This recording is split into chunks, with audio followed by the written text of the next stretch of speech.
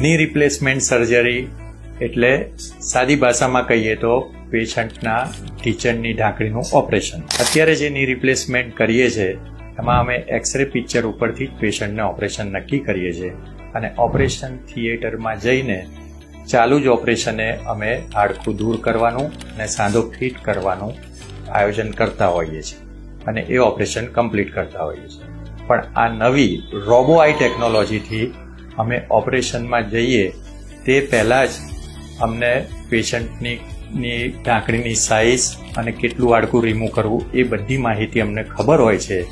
એટલે એ operation 3D મેપિંગથી કરીને અમે ઓછામાં ઓછા સમયમાં પૂરું કરીએ છીએ અને 100% એક્યુરેસી મળે છે. બ્લડ લોસ ઓછો થાય છે, પેશન્ટને પેન ઓછું થાય છે અને રિકવરી ઘણી ફાસ્ટ થાય છે. આ ઓપરેશનનું નામ છે અને ટેકનોલોજીનું નામ છે રોબો આઈ ટેકનોલોજી.